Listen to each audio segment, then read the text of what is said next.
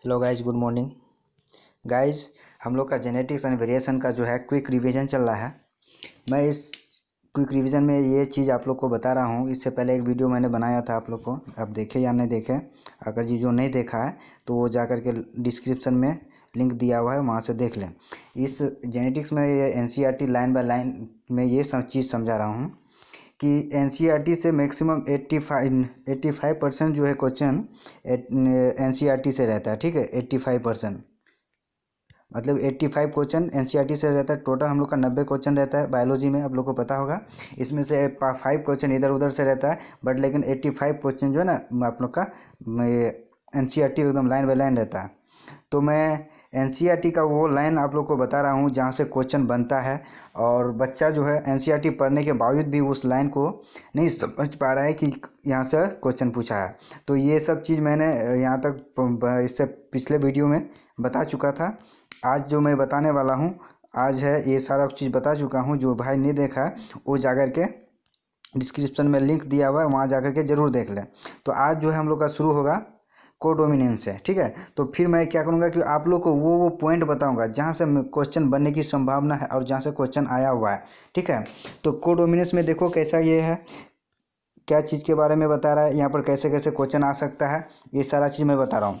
देखो कोडोमिनेंस हम लोग का ब्लड ग्रुपिंग जो ABO blood human blood grouping type होता है, पता ही होगा आपको। इसको ABO ब्लड ग्रुपिंग बोलते हैं। ठीक है, इसको ABO ब्लड ग्रुपिंग बोलते हैं।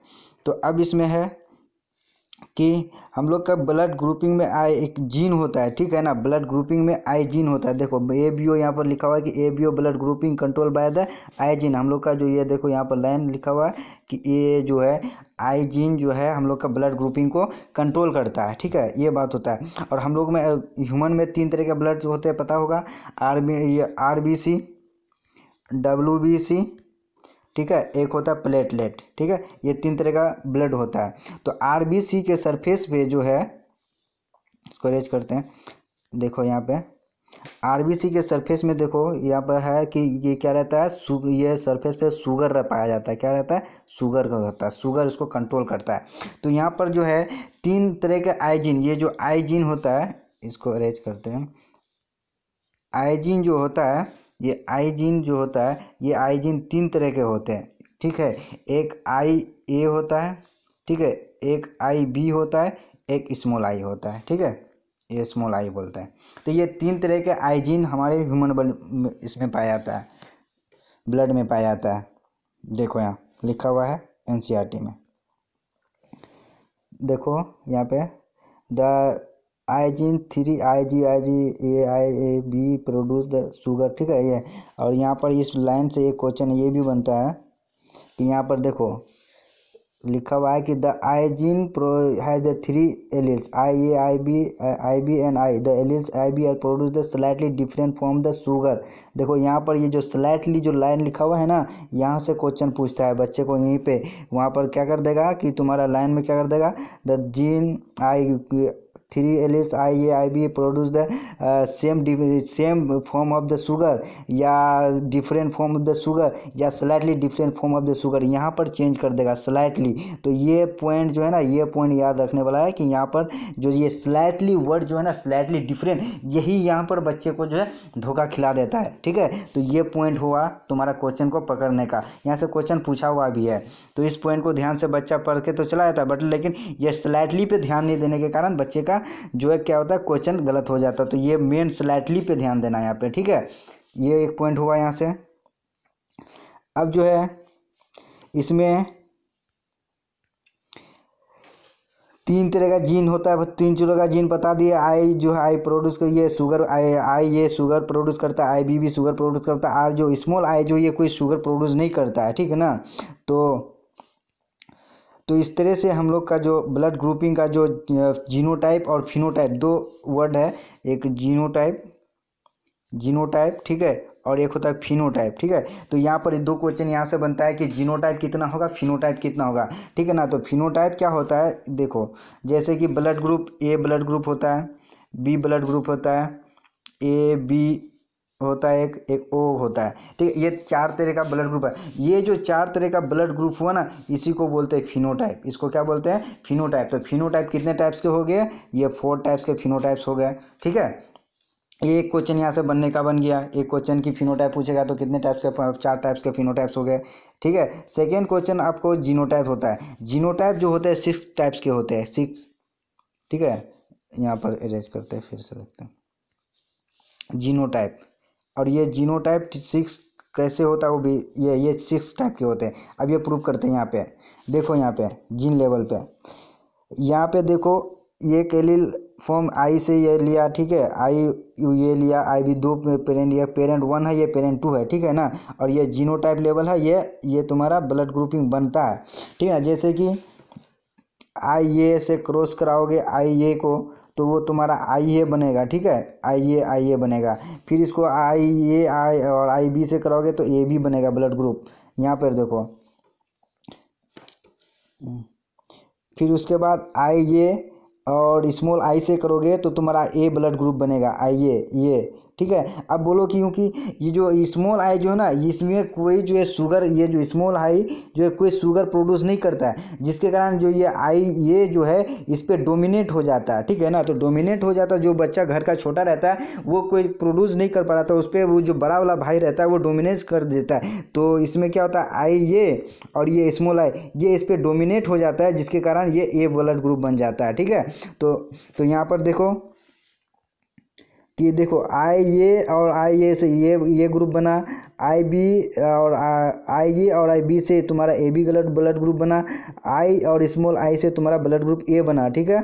और बी और आई ए से तुम्हारा ए बी ब्लड ग्रुप बना, और तुम्हारा बी और बी से तुम्हारा बी ब्लड ग्रुप बना, तुम्हारा बी और स्मॉल आई से तुम्हारा बी ब्लड ग्रुप बना, और स्मॉल वाई से तुम्हारा क्या बना, ओ ब्लड ग्रुप बना, ठीक है। तो ये तुम्हारा जीनोटाइप देखोगे गिनोगे तो यहाँ पर 1 2 3 4 5 6 तरह का होता है जीनोटाइप, ठीक है। और जो फिनोटाइप हुआ, ये एक हुआ, ये ब्लड ग्रुप हुआ, ए बी हुआ, फिर ये हुआ, ये मिला करके तुम्हारा एक हुआ, फिर ये बी और ये बी मिलाकर एक हुआ, बी एक हुआ, ये तो तुम्हारा ए हुआ, बी हुआ, ए बी हुआ, ठीक है, ये ओ हुआ। तो ये तुम्हारा जो हुआ ये क्या हो गया, ये तुम्हारा फिनोटाइप हो गया। और जो ए बी ये जो तुम्हारा ये इधर हुआ,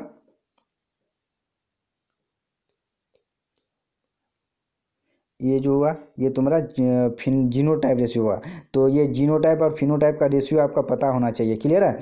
तो और जो ए बी ब्लड ग्रुप जो होता है, ये क्या होता है, ये एक को डोमिनेंस का एग्जाम्पल है, इसको बोलते हैं ये तुम्हारा को डोमिनेंस का एग्जाम्पल है, ठीक है। ये भी क्वेश्चन यहाँ पे पूछा है।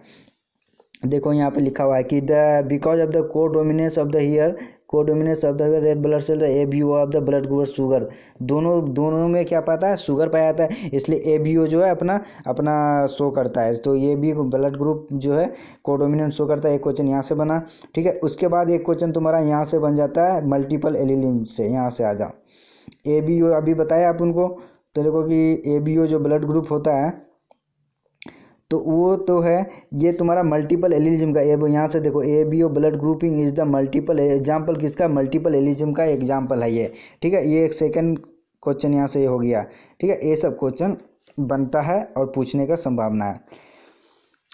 अब देखो, अब इनहेरिटेंस ऑफ 2 जीन, अब इससे पहले हम लोग 1 जीन का पढ़े थे जिसको मोनो हाइब्रिड बोलते हैं, सॉरी।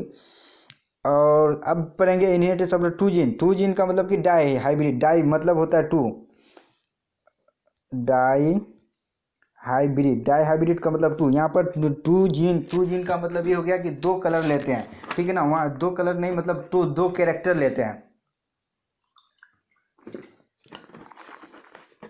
मोनो हाइब्रिड में क्या था, एक कैरेक्टर से काम करते थे, यहाँ पर 2 कैरेक्टर लेते हैं। देखो आगे यहाँ पर क्या किया, ये जो है तुम्हारा ये डोमिनेट है, ठीक है, और ये तुम्हारा रिसेसिव कैरेक्टर, ये डोमिनेट कैरेक्टर है, ये रिसेसिव कैरेक्टर है, ठीक है।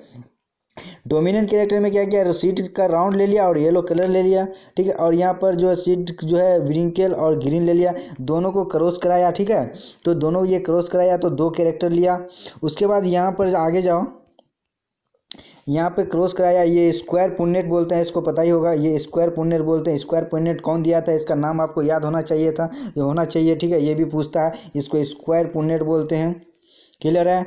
अब यहाँ से क्वेश्चन तुमको पूछेगा कि डायहाइब्रिड में, देखो यहाँ पर डायहाइब्रिड जो है, डायहाइब्रिड में ये फिनोटाइपिक रेशियो क्या होता है, तो डायहाइब्रिड में फिनोटाइपिक रेशियो जो होता है वो 9:3:3:1 होता है, ठीक है ना। ये आपको क्वेश्चन, ये आपको पता होना चाहिए। जैसे ये फिनोटाइपिक रेशियो यहाँ लिखा हुआ है कि ये है जो रेशियो, जो 9 जो है राउंड येलो बना, 3 राउंड ग्रीन बना, 3 विरिंकल येलो बना, 1 विरिंकल ग्रीन बना, तो ये फिनोटाइपिक रेशियो आपको पता होना चाहिए डायहाइब्रिड का। एक क्वेश्चन आपका यहाँ से बन जाएगा, ठीक है। क्लियर। अब वही वो लॉ ऑफ इंडिपेंडेंस असॉर्टमेंट को, वही चीज़ को यहाँ पर बताया फुल्ली से कैसे कैसे बना, ठीक है। तो ये देखो यहाँ पर लिखा हुआ है 9:3:1, तो ये क्वेश्चन आपको याद होना चाहिए, ठीक है। आगे चलो, ये जो है 16 का ये होता है, 16 स्क्वायर होता है उसमें, देखो यहाँ पर लिखा हुआ है, यहाँ पर 16 स्क्वायर, ठीक है, 16 स्क्वायर का होता है। आप चलो आप आगे पढ़ते हैं। कह रहा है chromosomal theory of the inheritance, chromosomal theory inheritance जो दिया, ये दिया था, जो दिया था उसके बारे में बात हो रहा है कि ये क्रोमोजोम पे बात काम किया था। तो दो साइंटिस्ट जो काम किया था, ठीक है, उसका नाम पता होना चाहिए आपको, ठीक है। इसका नाम तुम्हारा यहाँ दिया हुआ है, देखो इसका नाम दिया हुआ है, जो क्रोमोजोल थ्योरी ऑफ द कौन दिया था, सल्टर कहाँ गया यार, देखो सल्टर एंड द बोबड़ी, ठीक है ना, ये दिया था क्रोमोजोम थ्योरी। यहाँ पर ये इसका नाम याद होना चाहिए, ये क्वेश्चन यहाँ से पूछता है, ठीक है। अब सेकेंडली क्वेश्चन यहाँ से एक पूछता है कि मेंडल का, आपको पता होगा मेंडल का किस्सा, कि मेंडल जब काम किया था तो उनके काम को जो है उस समय जो है साइंटिस्ट लोग ये इम्प्रूव नहीं किया था, वो किसी साइंटिस्ट को समझ में नहीं आया था, ठीक है ना। तो उस समय उसको मरने के बाद जो है इसका काम को जो ये मिला, उसको नोबेल प्राइज़ मिला, तब उसको जाके फादर ऑफ द जेनेटिक्स नाम दिया। तो ये चीज़ कैसे प्रूव हो पाया कि 1900 में जो है ना 3 साइंटिस्ट आया, ये देखो ये 1900 में 3 साइंटिस्ट आया, ठीक है, 3 साइंटिस्ट इंडिपेंडेंटली। यहाँ से एक वर्ड पूछता है, देखो यहाँ पर जो है एक वर्ड है इंडिपेंडेंटली। इंडिपेंडेंटली का मतलब क्या है, 3 अलग अलग जगह में ये लोग अपने अपना काम कर रहा था, ठीक है। तो ये लोग जो काम कर रहा था, जिस चीज़ पे ये लोग काम किया, तो वहाँ पर जो पेपर जमा हुआ, तो लोगों को फिर पेपर जमा होने के बाद पता चला कि इससे पहले किसी साइंटिस्ट ने इस काम को कर चुका है। तो ये तीनों साइंटिस्ट जो काम किया था 1900 में, तो इनका नाम आपको याद होना चाहिए था। कहाँ का है, देखो यहाँ पे 3 साइंटिस्ट, डी वेगरेज, कॉर्नर, वॉन टेस्टमैन, इंडिपेंडेंटली। तो ये क्या क्या, रीडिस्कवरी ऑफ द मेंडल नाम दिया इसका, क्या नाम दिया इसका, rediscovery of the Mendel. Mendel के डिस्कवरी को रीडिस्कवरी जो किया, तो इन्होंने मेंडल किया, इस बात को उन्होंने बताया, ठीक है। तो ये इसको बोला गया, ठीक है। यहाँ से एक क्वेश्चन बनता है, देखो सॉरी, तो यहाँ से इस लाइन से यहाँ से 2 क्वेश्चन बनता है। एक इंडिपेंडेंटली पूछ लेगा, और ये साइंटिस्ट का नाम पूछ लेगा, और ये ईयर पूछ लेगा कि कौन सा ईयर में काम हुआ था। क्लियर है, ये सब पॉइंट तुम्हारा याद रखने का बात हुआ। और क्रोमोजोम का मतलब क्या होता है, क्रोमोजोम कलर बॉडीज, ठीक है, ये होता है कलर बॉडीज होता है क्रोमोजोम का मतलब, ये लिखा हुआ है। और क्रोमोजोमल थियरी कौन दिया था, इसका नाम याद होना चाहिए, सल्टर, ठीक है, और बोबड़ी ये। और ये फिगर याद होना चाहिए, ये फिगर, ठीक है, ये फिगर याद रखना। ये म्यूसिस 1 का है, ये म्यूसिस 2 का है, एनाफेज। यहाँ पर क्या कर देगा, नाम चेंज, या म्यूसिस 2 दे देगा, म्यूसिस 1 दे देगा, एनाफेज दे देगा, एनाफेज 1 दे देगा, एनाफेज 2 दे देगा। इस तरह से आपको पूछ लेगा, यहाँ पर आपको चकमा दे देगा, ठीक है ना। तो इसको दिमाग में अच्छे से रख करके जाना है, ठीक है ना। ये एक क्वेश्चन यहाँ से बन जाएगा आपका। क्लियर है। अब जो है बात आ रहा है कि जो सही लोग जो सर्टन और बोबड़ी जो काम किया था, किस पे काम किया था, क्रोमोजोल थ्योरी जो किस पे काम किया था, उसका नाम आपको याद होना चाहिए। ड्रोगोफिला मेनागस्टर पे काम किया था, देखो इस पे काम किया था। अब इस पे काम क्यों किया था, क्योंकि इसका लाइफ जो था, लाइफ स्पेन कम था, ठीक है, अबाउट 2 वीक इसका लाइफ स्पेन था, ठीक है। और क्लियर आइडेंटिफिकेशन किया था, क्लियर मतलब मेल फीमेल को आसानी से पता चल जाता था। ये जो बड़ा वाला है, ये बड़ा वाला फीमेल है, ये जो बड़ा वाला है ये फीमेल है, ये फीमेल है, और ये छोटा वाला है जो ये मेल है, ठीक ना। ये सारी बात था इसमें। तो आप लोग क्या करना है कि ये सारा पॉइंट को आप लोग को या याद कर लेना, जो सब पॉइंट में मैंने घेरा लगाया इसमें से क्वेश्चन आता ही आता है। ठीक है, अब इसके बाद क्वेश्चन, ये वीडियो ज़्यादा लंबा हो जाएगा तो इसके बाद फिर जो बनाएंगे लिंकेज एंड रिकॉम्बिनेशन का। ठीक है, फिर सेक्स डिटर्मिनेशन, सेक्स में म्यूटेशन, पेडिग्री ने जेनेटिक्स। ठीक है, एक वीडियो में जो और एक वीडियो में आपका पूरा कंप्लीट हो जाएगा। ठीक है, तो इससे पहले जो ये वाला जो शुरू से बना है, जो भाई नहीं देखा है जाकर के वो वीडियो देख लो। ठीक है, और ये वाला भी अच्छे से देख लो, और इसको देखने के बाद क्या करो, आप जो है MCQ लगा लिया करो। जब तक भाई अगर जी आप MCQ नहीं लगाओ ना, तब तक आपको कोई फ़ायदा नहीं, आपको पता ही नहीं चलेगा कैसे कैसे क्वेश्चन बनता है। तो आपको क्या चाहिए कि बैक ईयर का, ठीक है, बैक ईयर का जो है इसका MCQ बना लिया करो। ठीक है, मैक्सिमम 100 से 200। ठीक है ना, इतना।